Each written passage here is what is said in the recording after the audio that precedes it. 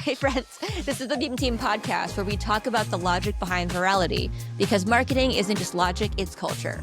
And our podcast decodes both. Today we have a really exciting consumer purchase from Sonia. Let's So talk it was about Amazon this. Prime week. Nathan sent me the tweet and was like, they're selling air wraps for sale. And I was like, what? So I went to go check.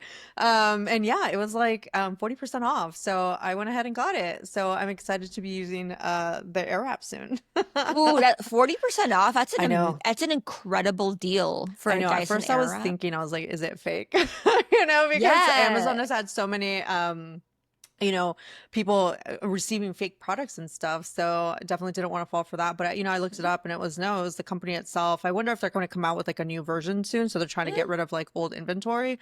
But who Maybe. cares as long as I Yeah. get one. Oh, that's amazing. Because it's like, I think normally it's $600. It's really expensive. Yeah, exactly. I know. So when Yeah. it's like 40%, I was like, oh, okay. Oh, Well, this is about as cheap as amazing. you're going to get it. So Yeah. you got to go for it. That's a great deal. What color did you get? I don't know, just gray. Okay. No, I Yeah. mean, like they have I'm lots of like, colors. beggars can't be choosers and all, Okay, so Just give me whatever. you haven't used it yet. No. Okay. Now that it's summertime, it's like hard to do your hair when it's hot. And I That's haven't really true. had occasion, so it's fine. I'll use it Okay. soon. Use it soon, report back. We'll do a part 3 on this. Yeah, exactly.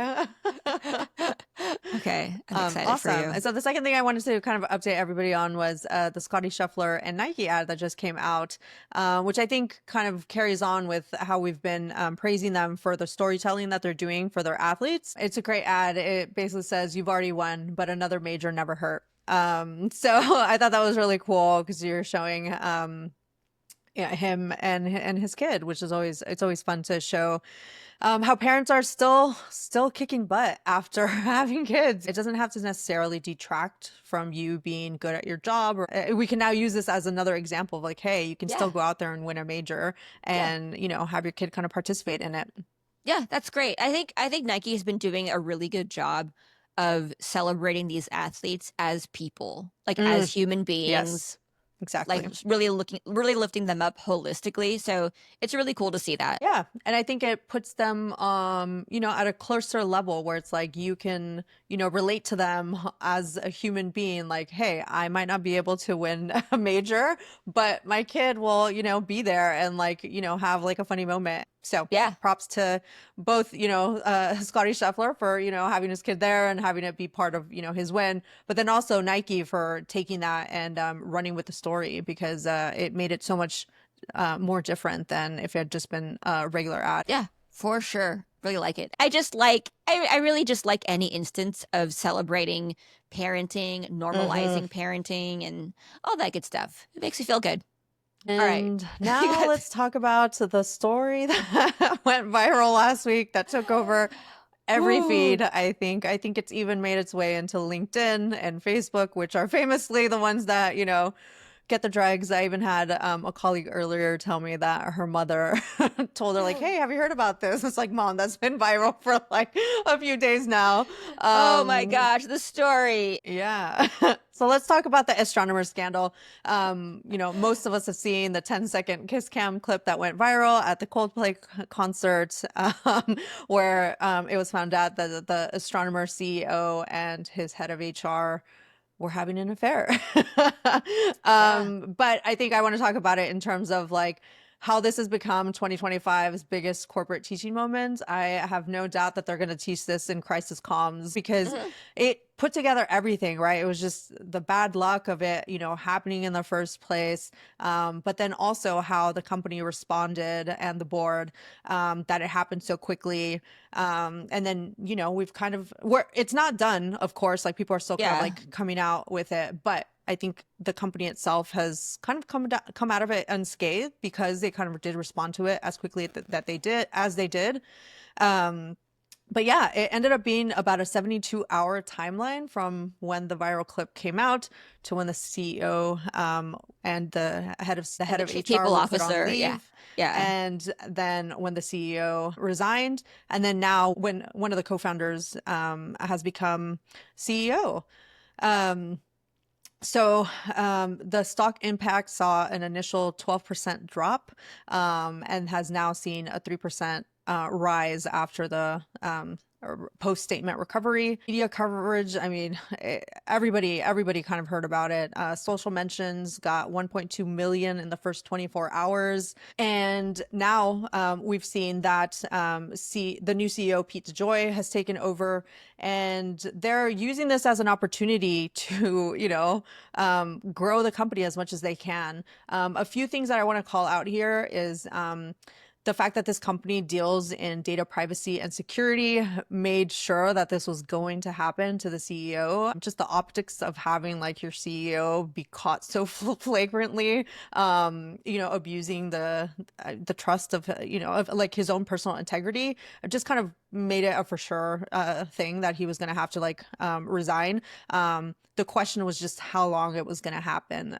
So I want to call out Lulu Cheng Mesravi's tweet here. She came out pretty early saying that they should just, let him go. He had only been there for about 2 years, so he wasn't very integral to the company.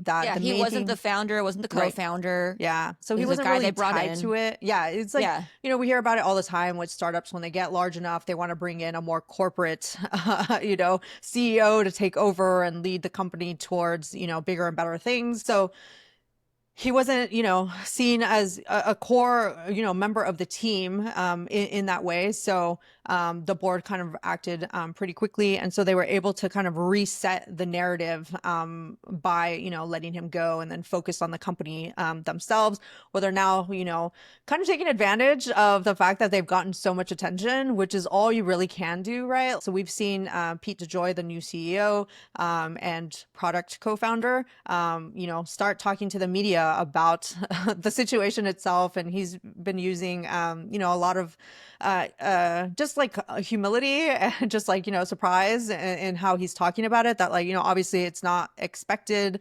And it's such a like weird situation to have to go through. And by being clear and transparent about that, makes anybody empathize with him and the company having to go through this. And I'm sure that like now they've seen, just a whole bunch of new business just kind of come from it because of the way that they've, dealt with it. So props to them about that. I think one question I also want to unpack here is in these cases of personal scandals, should people lose their jobs over it? Because I know that this has been a big debate over social. What's your take on that? Yeah. Like I said, I think this has a lot to do with the fact that this company is in data privacy and security. I saw, a couple of takes saying that like he could be, blackmailed, further on for this. I mean, obviously now that it's out in the open, maybe not, because what if it was a more private scandal? Right. What if it had been more private? I've also seen takes that like, oh, this wouldn't have been a big deal in Italy and France. And it's like, yeah, maybe. But we don't live there, right? This is in America. This is kind of, like those values that you have. I think it was twofold. The fact that it is that type of company, and then the fact that it went so viral, right? Because generally, people just kind of, okay, like, it's a personal matter. It shouldn't, be a business matter. But I think the fact that he's also CEO, the whole idea of like your leaders are the examples that you're looking towards, and then they're the ones that are creating culture like within the company. And if people within the company start losing respect for them for, maybe not necessarily an affair, but for any other reason, how they treat their employees, how they treat their customers, like, what they're out there doing, in their personal time, then for sure that's going to affect whether they should, have a job. Personally, though, it does seem kind of like messed up that this did ruin, their lives, this poor, this badly. I think when, people go viral like this on social media, it ends up just kind of compounding because people just want to have that like, shared cultural moment. I mean, I don't think there should ever be some kind of legal mandate, right? I don't think it should be like legally you have to lose your job. Like, I don't believe in that. But no, absolutely, I believe it's right for them to lose their jobs over this. I think at the time of this recording, Kristen Cabot, the chief people officer, is currently on leave, right? But we don't know if she's going to resign or what. she absolutely should resign. And I say this because because I really believe that the higher up you move in corporate life, the bigger the stakes are. You're supposed to be a leader at this company. You're the chief people officer having an affair with the CEO while you're both married to other people, Um, that says a lot about your integrity, your values, the way you conduct yourself. Um, you know, that Yes, but there's also very famous examples, say at Google, at SpaceX, Tesla. I think it's yeah, Tesla actually, where those CEOs or, co-founders famously canoodled with, yeah, women that work for them. It just didn't come out in this way. It was like yeah, something that yeah, came out later. I mean, they didn't lose their jobs. yeah. I mean, I guess I'd more broadly say like when these things happen, Hmm. people should be held accountable in Yeah. whatever shape, way, or whatever that looks like. That's why I'm saying I don't think there should be any kind of legal Yeah, precedent, definitely. right? Like definitely not. But Hmm. should you reap what you sow? Absolutely. Yeah. Yeah. I mean, I think that's the sentiment that most people had, right? Which is Mhm. why it just kept growing and growing and growing on Yeah. social media, right? Yeah. I do want to call out some of the examples of like some of the ones that we found, more hilarious. But one of the ones I want to call out here are the kiss cams happening at baseball games, right? Where Yeah. the Phillies partook in it With the two mascots, with their like two mascots. acting out the like, the embrace and then Yeah. the shameful like retreat. Yeah. Couples have been doing it on or some Hmm. version of it on the kiss cam. I mean, I think one thing that is incredible is the shared cultural moment, Yeah. because it's one of those things that I think it's just pretty easy to get behind in the sense that everybody is against cheating on your spouse. And so, or like that's a universal, that thing is bad, Hmm. right? Hmm. Um, add Yeah, to it's one it of when those it's, that's not gray, yeah, right? Like it's not it's gray. very clearly black and white, right or wrong. We Mhm. all know what what it is, right? I feel like so Yeah. many of the things going on, especially politically, right, is like, Yeah. is there really a bad guy and a good guy?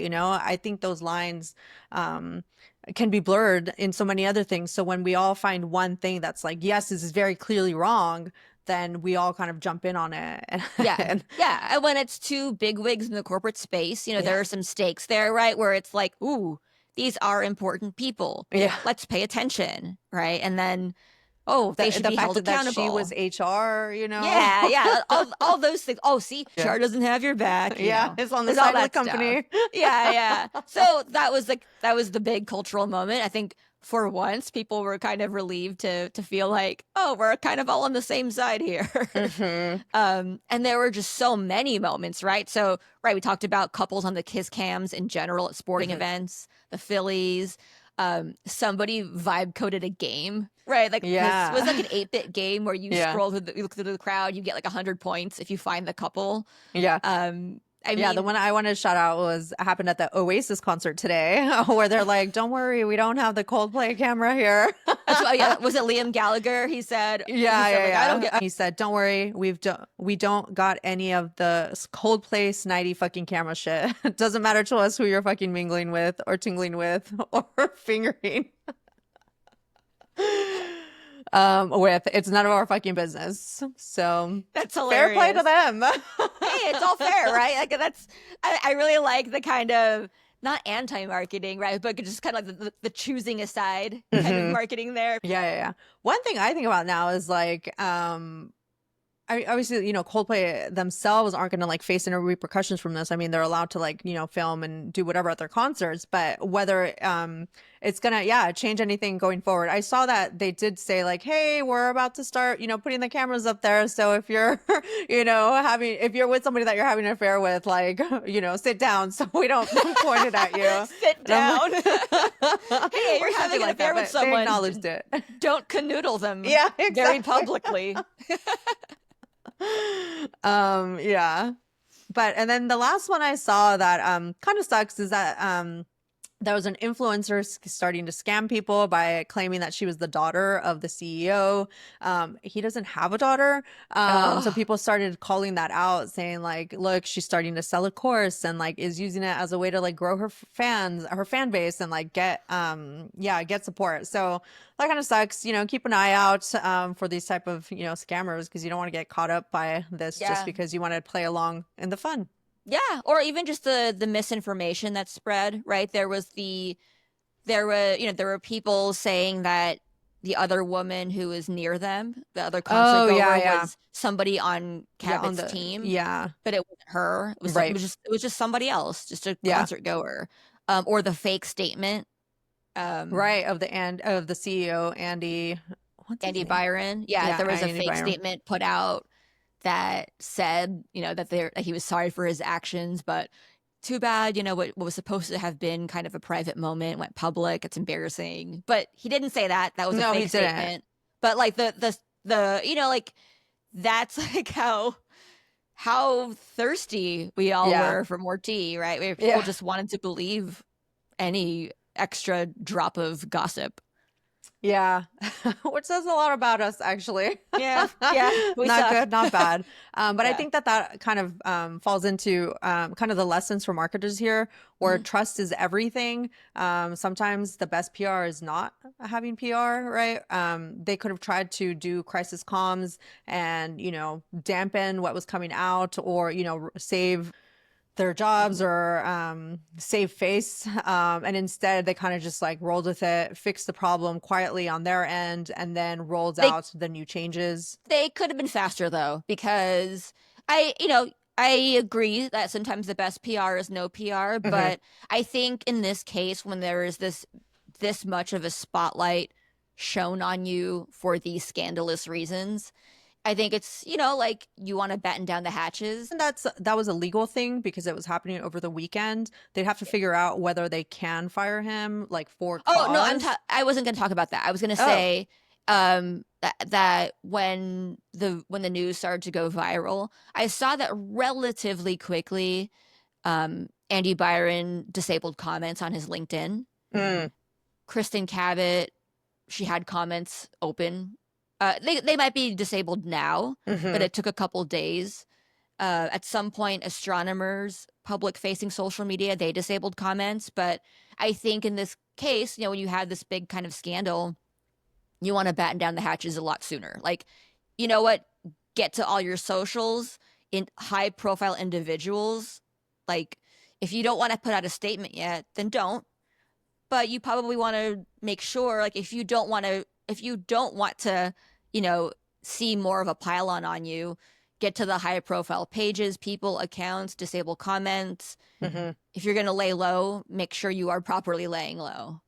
Yeah, no, that definitely makes sense. Yeah, I hadn't heard about any of that. I had just heard that they were commenting on the wife's page, which I think people kind of need to not do that. Like, Yeah, that was pretty gross. Yeah, I think yeah, the CEO's wife, yeah, she did pretty quickly remove right. his Her last name last from her name. profile at Hmm. first, but then people were already like writing on her wall, Yeah. saying like posting the news on her Pretend wall. fake caring that they, Yeah. oh, I'm so sorry that you're going through this, blah, blah, blah. It's like, that's not the time. Like, nobody cares about you, a random person's opinion on Yeah, that was my own pretty awful. personal, Yeah. drama. Yeah, terrible. I think it's a good idea to every now and then revisit your own social channels, assess what's public, what's private. Yeah. The other thing to remember, though, is that those are older folks who probably don't know how to shut down their That's profiles true. like that. Yeah, that's true.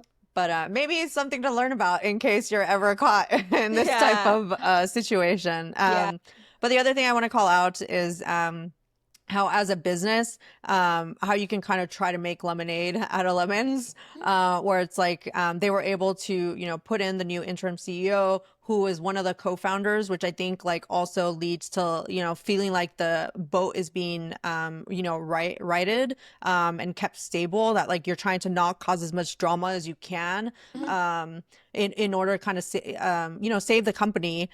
And then the fact that they're, going out there and trying to be really transparent about the whole situation, right? Like acknowledging the fact that it happened and then like what you want to do with it going forward. And then using that as a way to call out that you as a, data privacy and like security, company, that's like the main focus of like what you're trying to do. So really tying it back to like your company mission, your values, and like what you want to do going forward in order to kind of highlight more of that instead of all the negative press that they're likely getting at this moment. Last week, CBS canceled The Late Show with Stephen Colbert.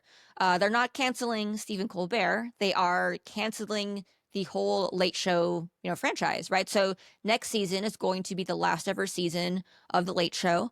And this sequentially follows CBS settling its Trump lawsuit. So I know that it's still relatively early and that people are still speculating and, analyzing whether that lawsuit had an impact on the show. I'm keeping an eye open to this too, to see what he, just to better understand that situation.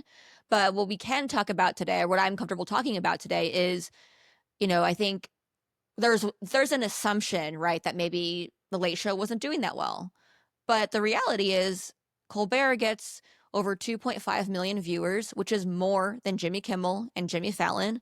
But, and this is newer news, according to the Puck's Matt Maloney, The Late Show has been losing more than $40 million a year. So I think CBS out the gate had said it was a financial decision. That I think Maloney's scoop kind of adds credence to that. And as recently as 2018, late night talk shows have collectively raked in $439 million in ad revenue, but that number has dropped by half, right? And these late night talk show hosts, they make about $15 million a year, which is a big slice of that revenue. So it's making that harder and harder to justify. So this is one, I think this is sad. Like, I think it's sad when an institution like this is going away. And especially because for a lot of us, I can't say all of us, right? But for a lot of us, Stephen Colbert has been a voice for us, has been really influential. And look, he had the highest ratings of the late night talk shows, and even that wasn't enough to secure his position. I think as marketers and creators, something to think about is there is no monoculture anymore. And I don't think this is because of that, right? I think this is just one of the many symptoms of that kind of lack of monoculture these days. I think there are many subcultures. There are many cult followings, right? There's always that kind of new or hot show that people are excited about, but it doesn't mean that that is indicative of the monoculture, right? Like in its heyday, everybody watched The Tonight Show. That was the thing that you did. Everybody watched Johnny Carson, right? But these institutions don't have the same kind of reach or perhaps even influence that they once had. Yeah, I think one thing there is it's not very like rewatchable or like there's no reason unless you're watching it that night to then go find it like later, right? Like yeah, we were that's talking a great about, point. like we were talking about with Vincenzo last week, right? Sports is like the perfect way that, people are bringing, that streaming companies and TV networks are bringing people in to must like sit down type of events and shows. And late night used to be one of those things, right? Where it's like, oh, you came on, you like caught up on the fun news type stuff, and then pop culture. That's kind of where you went to go find that. But like once it comes out, like, are you really, going back to that? I would see segments pop on my social media sometimes on, Twitter if something went like viral, but it wasn't that consistent, So if they're not bringing in the revenue from like the TV network itself, where are they, bringing in revenue, right? Like one thing that, we've also talked about here is like having a strategy for TikTok and YouTube, right? Like a lot of creators are starting to create content specifically for those mediums, and late shows haven't really converted into that, right? Like they would have to be creating specific content for YouTube or for TikTok. And like what we talked, which like James Corden and Jimmy Fallon have been able to tap into that, right? They have carpool karaoke from James Corden became a spinoff. For Jimmy Fallon, it was the lip sync The battle. lip sync battle. That became a spinoff. And like those, I think those have had their success in those mediums, right? But it didn't make their shows like they didn't reinvent those shows, right? They reinvented new content formats, new spin-offs, new bits, and they were funny, entertaining, and they still are, but James Corden's show is gone now. Carpool Karaoke, I believe, I think it's just run its course. But it had its success too. And Fallon at this point, the Tonight Show, like nobody's watching the Tonight Show for the influential interview, right? I mean, sorry to Jimmy Fallon, but he's kind of famously known for being a terrible interviewer, right? But he is good at bits. He's a funny guy. Like, I think a lot of I mean, he got that from SNL, right? Like that's his whole thing now. Is he's kind of taken that model into his show. But it's basically become content. Like, it's like they're just creating content. Well, but that's the whole point, right? Where it's like it's bite size and it's easy to view. It's got a shtick to it, and you can just kind of like record that content and have that be separate to like the interview and everything that's happening, right? Like we were talking about in these previous podcasts about how movie stars and movie promotional content is being created these days. They're not really doing it for the interviews, right? So they're trying to find other content or other ways to promote their movies, and so they're finding that with creators, with other influencers, and so that's kind of, I feel like part of like the vicious cycle of like now all these shows are losing their relevance and don't have the influence that they had. They don't. And it's also just not as interesting as it used to be. We are all watching our niche creators, influencers, whatever. We're all consuming the other content that we have on our list, right? One thing that I think is interesting is the rise of, like John Oliver and Bill Maher is like their shows have been doing well, and I think they have been able to retain subscribers for HBO. And their show formats are very different, right, from network late night, where John Oliver does deep dives into like thoroughly researched topics, right? They're like the show is like 30 minutes centered on a very specific topic where he goes deep.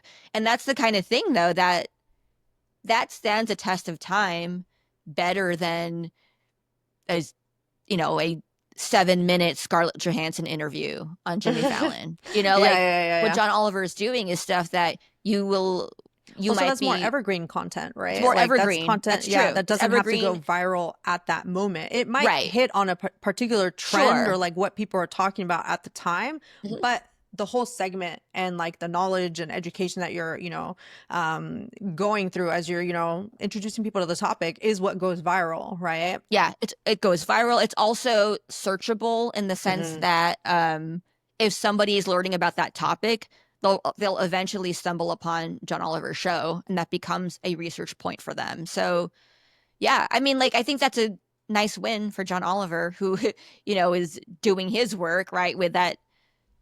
I would say investigative journalism, but through a comedic lens. Having the examples of John Oliver and, Jon Stewart before him, I don't think this is the last we're going to see of Colbert. I fully, expect him to have a Substack or like have a podcast, right? Yeah. Or look at what Conan did, right? I think what's really fascinating with Conan O'Brien, right, is, he had Late Night with Conan. It was Late Night with Conan, and then had the Tonight Show for a little bit. That didn't work out. Then moved over to TBS, and then eventually that ran its course. And then he's been sort of relegated to podcasts. But he was, I would say, he's making it work. But he's bigger than he's ever been. Everybody loves him. Everybody knows him. He hosted the Oscars. Right. And did a good job. Did a great job. And then his Hot Ones interview, which was last season, I believe, that was a huge hit for him and for Hot Ones.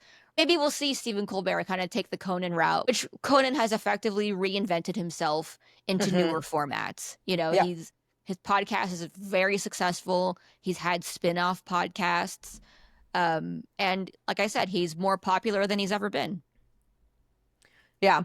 So a few lessons I think to think about here is how are you updating, your legacy brand, or, the way that you've been doing things in order to fit into this the new worlds of like content creation.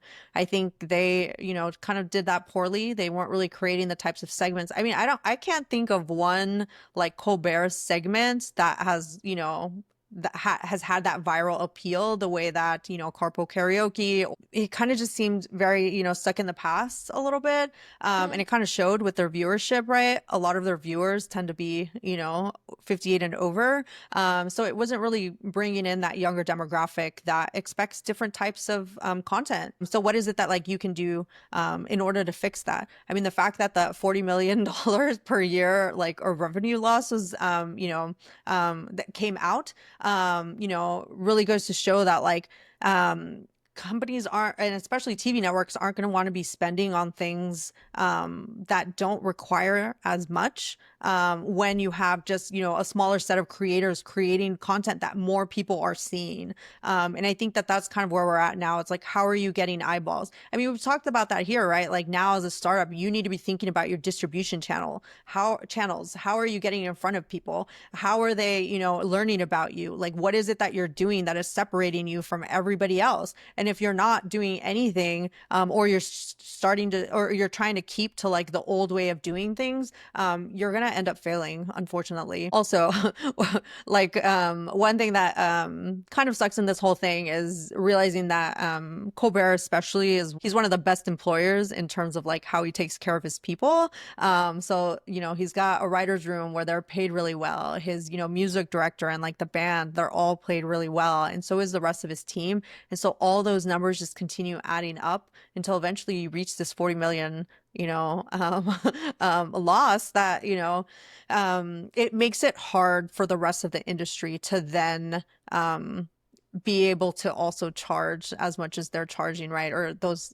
salaries when, you're not bringing in the amount of money, which is something that right now I've started to think about more, because we're seeing the WNBA try to get a higher salary cost cap because of the new revenue that is going to be coming in 2026, because the TV networks have signed like a new deal with the WNBA, and so the players want to be getting more of that revenue, because right now it's based off of the losses. People keep saying that it's like $50 million loss. I think that's the number. And so they're trying to say that, oh, they shouldn't be asking for more money because there's no revenue there. And it's like, well, there is. The players, I think rightly, are starting to say, hey, we need to be making like more of that revenue in order to be more aligned with the new deal that's being made. So that's been something where it's like, talent is going to want to be paid as they should. And sometimes it's not necessarily on them, but, trying to like convince the company that the talent deserves to be paid what they deserve for their work. Yeah. Totally. One important takeaway, like zooming out in all of this for marketers, is to pay attention to where your audience is spending time. I did say, right, that Colbert's show had the lion's share of the viewers. And, if his demographic is the demographic that you're targeting, then, that's one channel that's kind of lost for you. But was your audience watching his show? And that's I'm not saying that skeptically. I'm asking, like, were they? Because it's important to spend your energy, your dollars where your audience actually is. And the chart that I want to show is, we have this chart that we've referred to a couple times at SparkToro, the audience research startup where I work. And it's, if you make this pie chart of where your audience spends time or where they're influenced, like the social feeds they're on, the conferences or events they go to, the podcasts they listen to, the traditional news media they consume. And if you overlay that with if you overlay that with pretty common or standardized ad spend, you would see that it doesn't really match up. Like you would probably see that brands might be spending an outsized amount of money on CPC or, Google search ads, right? Like where people might not be spending that much time there. So I'm using this chart as a general example of, is your audience actually spending time on this particular channel? And are you allocating your time, energy, dollars accordingly? And that's a good, I think that's a good takeaway very generally from all this. It's, are you influencing your audience where they actually are? Turns out Colbert was not. Or perhaps not, you know? Yeah. Yeah. I think this was one of those where it's like too big to change, or like such a legacy brand that to change it would have maybe gotten bad press, you know? Because I mean, they had to know that, like, you know, losing that much money, eventually something was going to have to change because, yeah, I mean, 40 million, that's a lot to lose per year. All right, let's move on to the next topic. So let's talk about Delta's AI pricing revolution. They're basically going to base things off of you as like individual user, like when you're booking, what flights you're booking, where you're booking from, you know, all of that, and then give you specific pricing just, you know, based on that information that it's pulling from you. So it started that this year. It's going to move from 3% to 20% by the end of the year. They're using AI as this super analyst in order to maximize revenue. We're seeing backlash for it based on, you know, privacy and fairness concerns. We saw, I think it was last month, that they had to pull back on the pricing that they were giving for single riders on the airplanes. So I think this is kind of like another thing that, you know, is coming out on top of it. And I think it's just kind of representing that massive shift in pricing strategy that's happening. I won't be surprised that this, you know, continues on in other, you know, factors. We're obviously used to Uber, you know, charging surge pricing based on, you know, what cars are out there and what the event is, where people are and all that. We've seen Airbnb have a smart pricing for like their bookings, and Amazon apparently adjusts their pricing every 10 minutes. So, you know, we might be getting different pricing, you know, depending on where we are. I also want to call out that even though Delta's the one that's coming out and saying that they're doing this, they're not the only ones. Virgin Atlantic, Azul, WestJet, and Viva Aerobus are all doing it as well. Those are all not, you know, US based airlines, but it's, you know, a lot of these companies are partners with, you know, American companies. So they're probably testing it out there. You know, kind of like we see Netflix testing things out in other countries or in smaller, you know, cities before they roll it out to everybody else in order to kind of gauge, you know, people's responses and like what's happening.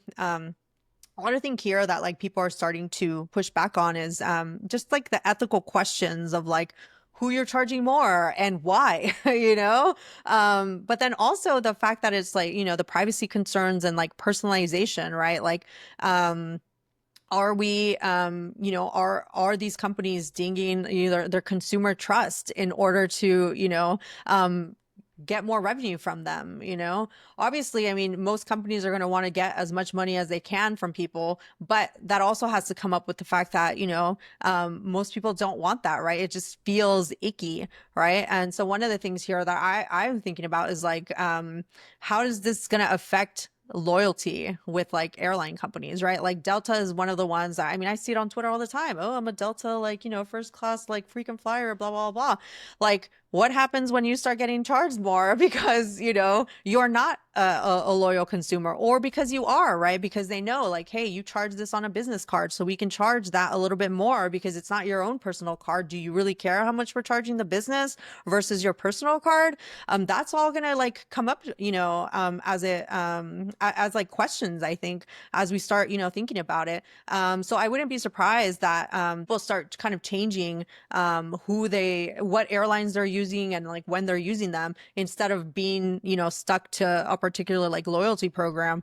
I also think this is a great opportunity for startups, right? Like if you know that, you know, this is a new thing that companies are going to be dealing with, how can you help people kind of hide more of their personal, you know, qualities? Like, is there a way that you can help people, you know, or is there a way you can train Delta's AI, whatever, to interpret you as a as a less affluent purchaser. Right?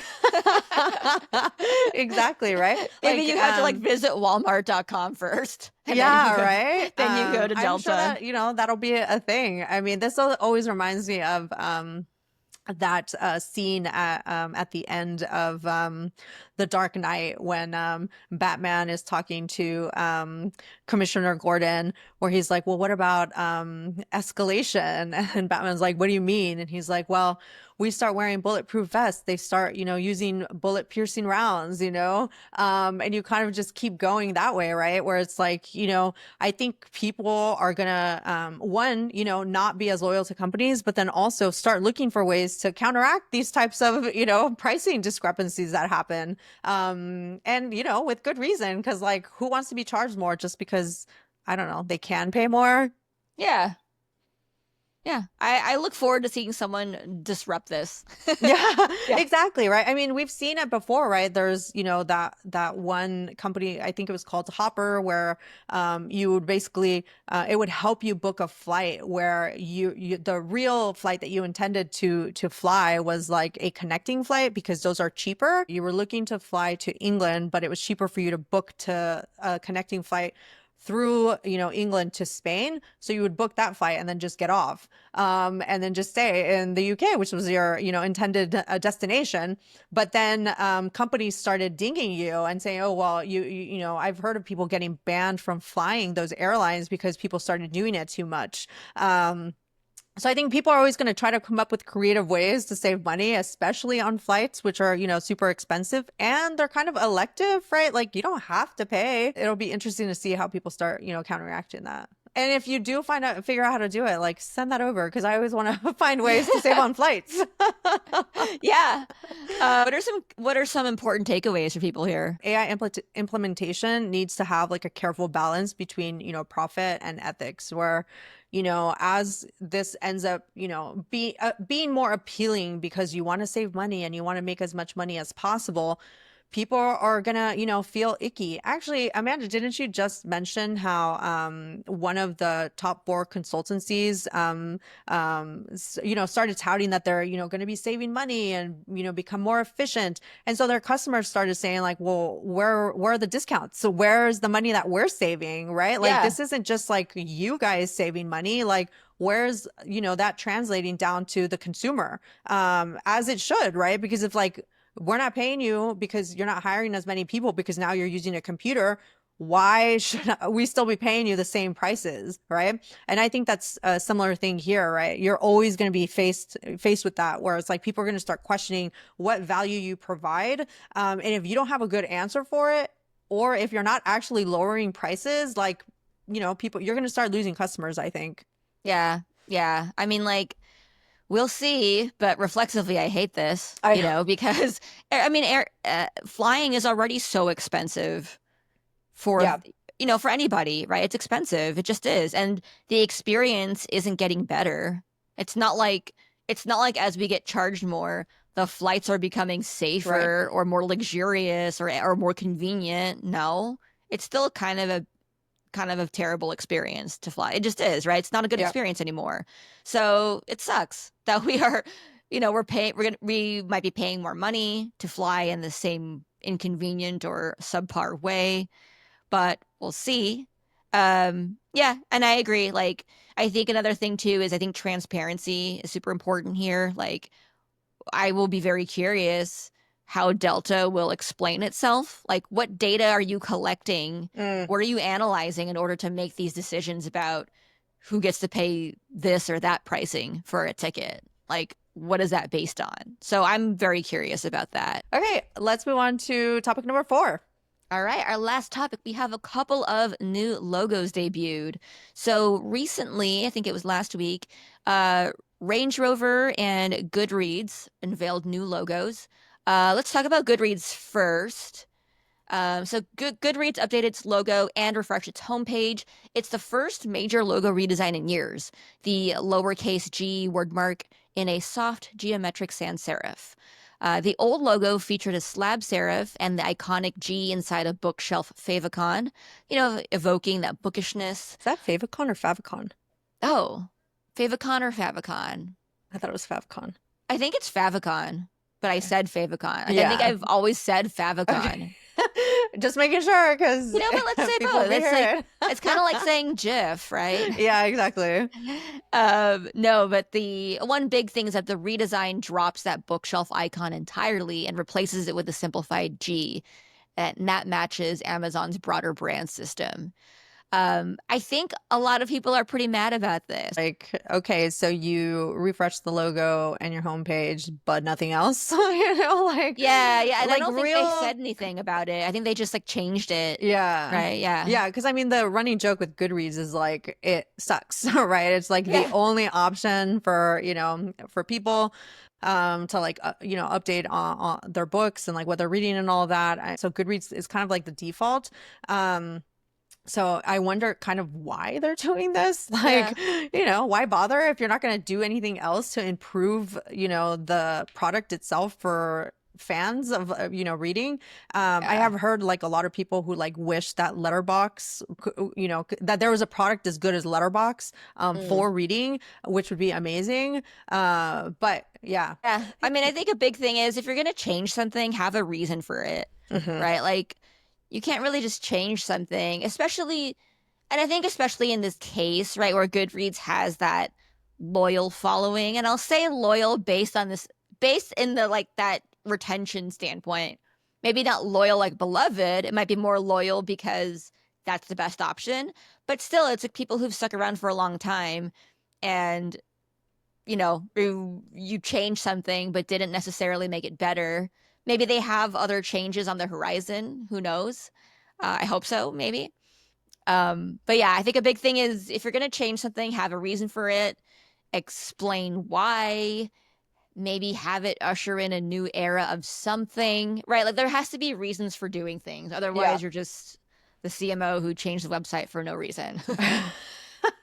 Which, some of us have gone through. Just change it just to change it or to look busy, which does not give a good name to CMOs or like, marketing managers who like do this because it ends up just kind of being a waste of time and money, which kind of sucks. Range Rover changed their logo for the first time in 55 years. So this is under the new House of Brand strategy where Jaguar Land Rover, JLR, is distinguishing Range Rover, Jaguar, Discovery, and Defender as their own distinct premium brands, while Land Rover serves as a trust mark, not the main brand.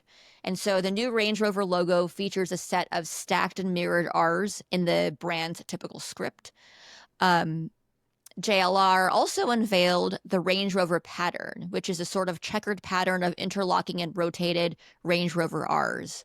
The automaker has not announced plans for how it'll use the pattern, but who knows? Maybe it'll be part of upholstery or the interior of future models.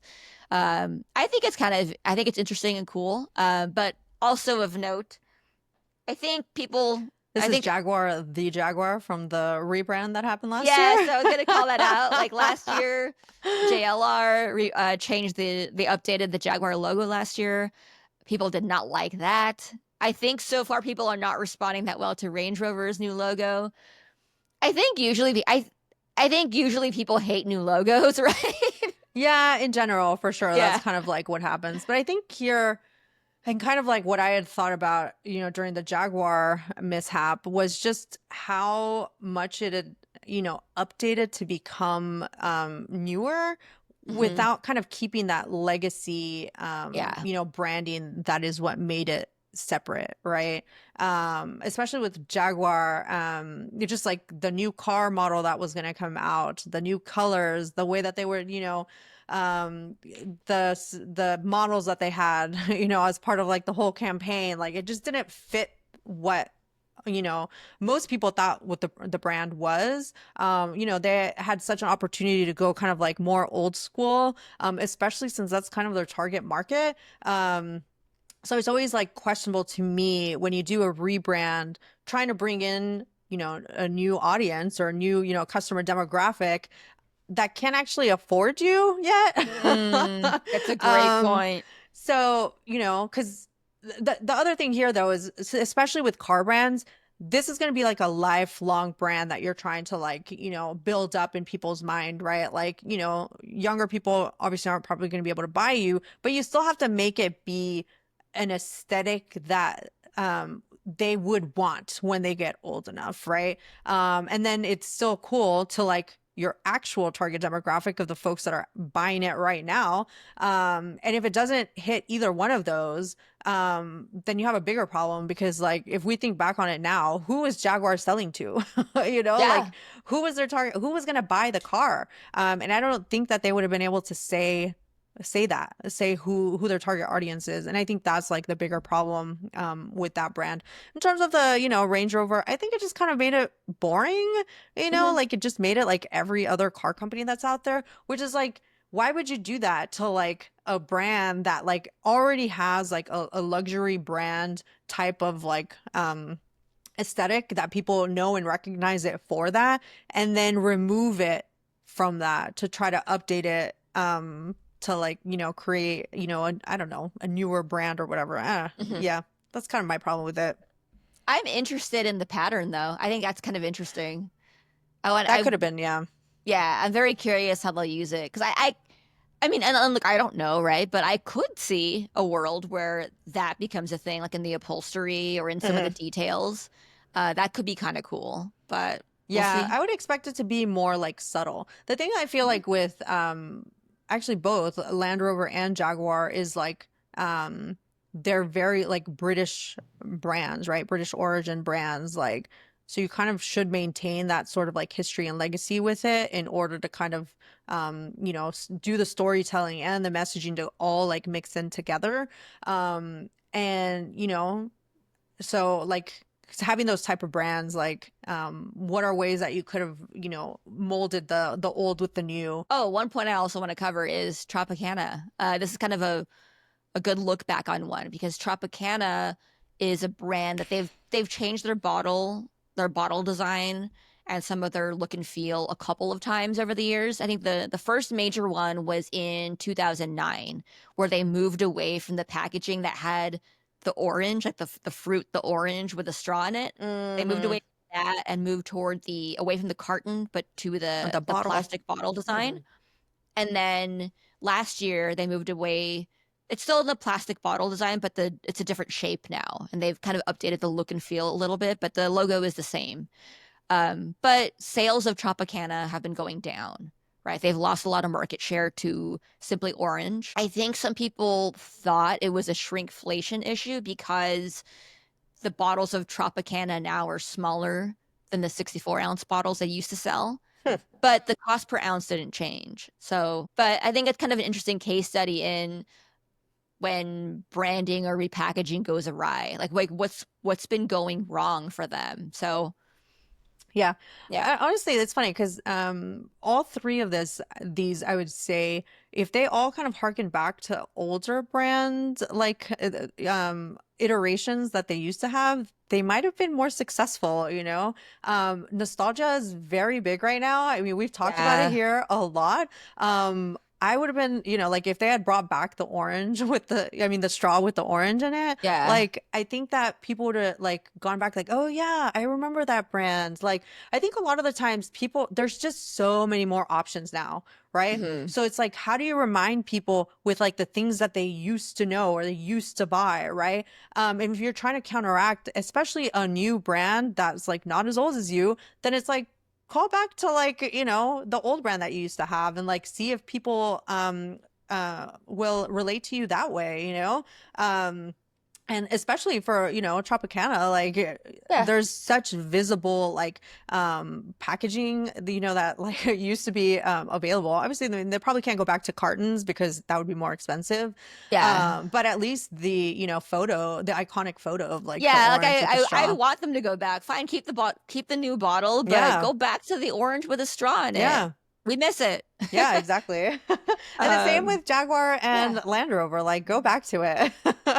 Yeah. They don't even Uh, have a good reason for it. At least remember with yeah. the kind rebrand that they did, the whole point is that they were trying to show that they're more transparent, that they're, using less plastic and all values that they're trying to like, put out there as like being important to them. So that made sense. There was a story behind it. There was a reason for why we're moving in this direction. These ones don't seem to have any reason It's not as to go clear. back to. I I do wonder though, like what greater purpose there is because, in car manufacturing, they have to do a lot more R&D. Mm. So I would think it would be more thoughtful. I will say But though, I you think do with for the parts. Do you do that for yeah, marketing? well, I you feel like kind of this is have one to. of You those. should, You right? should, Like you should definitely. But because I feel they like, they yeah, I feel start like marketing marketing. stuff like years in advance, or at least Yeah, plant the seeds years yeah, in yeah. advance as things are being built. And I Hmm. do think the Jaguar rebranding was fair. Was updating from the leaping Jaguar, like, which is kind of a Yeah, yeah. Like complex coming out design. of It's like the hard to car. see it. Yeah. Yeah, and I can understand that. I mean, I think what I liked about the new logo was it's updated, it's a little bit sleeker. Hmm. What I personally didn't like was it looked a little too playful to me, where it was like I don't really associate Jaguar with being like a fun, cute, playful brand, and it looked kind of No. playful. No. Yeah. But No, yeah, yeah. I so mean, I think that's one of those things. Same with yeah, with Jaguar. It also seemed more, feminine coded than like masculine coded, which I think was part of like what hmm. made it not do as well. Interesting. I guess, well, Yeah. time will tell, right? And how Yeah. sales do with the cars and stuff. Yeah. But, I mean, I think the numbers who had come knows? out that they only sold um like 2 digits within like 2 digits of like the whole, new car that had to come out. But yeah, Hmm. awful, awful, awful. All right. So key takeaways on rebranding, redesigns and stuff. I think we've said it before, and I'll say it again. It's if you're gonna rebrand, if you're gonna change something, do it for a good reason. Like do it because your customers, your audience wants it, because you researched it, because you know that they need this change. Like that's one really good reason. If it's something that's more aesthetic, then have a good story around it. Like it Hmm. doesn't have to be the most noble, compelling. This has to be some like life-changing thing for the consumer, right? But what is hearkening that new look, that new phase, that new logo? Like really think about that and think about what is the story that needs to be told around this. Yeah, I think for me, it's the whole idea that newer is not always better. I think looking back at your own history can matter so much more than just trying to like update something to update something. And sometimes not even your latest, newer target audience is interested in something like new. Like, I want to know why, like the Jaguar was like that, cat that was like out jumping at you. Like, how could you update that to like still make me recall how it used to be, or with like Tropicana, like go back to like my childhood where it was the orange with like the straw, like all those little ties that connect people, especially when we're thinking about trying to have a sort of like monoculture where people know a bigger, part of like, your company's history. Like, why wouldn't you want to like press that button in order to get people to not just remember you, but then, take that next step to buy from you. Also, I'll say it also makes it seem as if you're not either you're not remembering your past or like you don't care for it. Or Mm. it's like you don't think it like you're just updating it to update. And that to me also doesn't make sense because it's like if you're going to change things, then there, like it should incorporate what has always been like the greater like mission or value Yeah, that like your company has. yeah, because you are still the same company. Yeah, Yeah, you still have that the trust, the recognition that you've built up over the years. exactly. Yeah. Okay, so takeaways for the astronomer scandal. Should you ever find yourself in this type of situation, which, fingers crossed that you never do, I think the bigger thing that companies need to take care of here is the company itself. Like, what's best for the company, and how are you going to push that forward? They were able to act quickly and, remove both the CEO and the chief people officer, and then focus on the company. And then the fact that they're putting out the new CEO, and using it as an opportunity to talk about the company and like the mission and the fact that, data and privacy is like the most important thing to them has made it more about the company than about the drama that happened. So, good on them. And just always try to like think back to like, what's good for the company and how to move things forward without keeping the dead weight there with you. Yeah. I'll just add, if you're in crisis PR mode, batten down the hatches. Yeah. Lock those pages down if you are in a position that you feel you need to do that, If you're a high profile person, lock it down.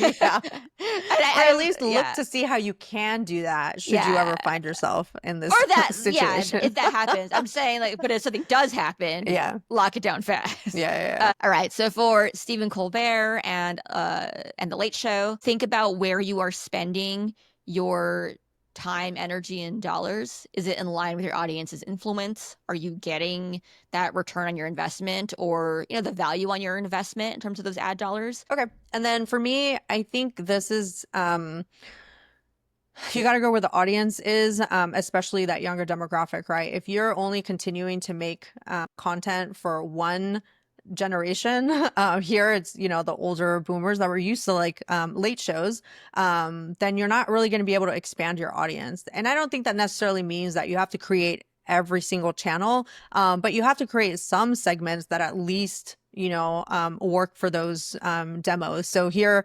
they should have taken YouTube and TikTok a little bit more seriously and tried to like figure out how they can get in front of that younger audience, because at least with Jimmy Fallon, some of his segments have kind of crossed over into like mass appeal, and it's all about distribution these days. So how are you getting those eyeballs? How are you getting in front of people? Because expensive infrastructure is now like a liability here. Real estate and like all the people that they hire, trying to lessen the expenses and how you're creating content is going to be what you should be looking for going forward. For the AI pricing changes, on the one hand, this isn't surprising that like we're headed in this direction. Like obviously most companies are going to want to, make as much money as possible and be efficient and blah, blah, blah. And they're using AI that they, in order to do that. We shouldn't just put this on Delta, because I'm pretty sure they're not the only company that's doing this. They're the only one that is putting it out there that they're doing this. Like I feel like Delta has kind of revamped itself because of its loyalty program and kind of expanded its offerings because more people wanted to like join the loyalty program and like be more consistent with using them to fly everywhere. I would say from most of the airline programs, it's like the best one. So now they're gonna have to like face that most of their consumers might get annoyed if they start feeling like they're paying more for something. Because like loyalty has to go both ways. Like it can't just be I'm being loyal to you and only using you if you're not being loyal to me. Yeah, absolutely. Finally, the Goodreads and Range Rover new logos. My overall takeaway there is, if you're going to refresh, rebrand, change your look, have a reason for it. Have a compelling story. Don't just change things for the sake of them. Yeah. I say, keep your history, and like the reason why you were cool in the first place, like, your original fans matter. They have been, following you, and, fine. Not everyone's going to like changes, but if you're able to kind of bring them and like tie that into your history and your brand and like the legacy of it, I think you'll have an easier time with people going forward. Yeah. All right. And with that, friends, that has been another episode of Meme Team. If you like this episode, please leave us a positive review. And 5-star review. 5-star review. Please do it. That means a lot to indie podcasts like ours. And yeah, subscribe, check out memeteampodcast.com to keep up with us. And we'll see you next week. Okay. See ya.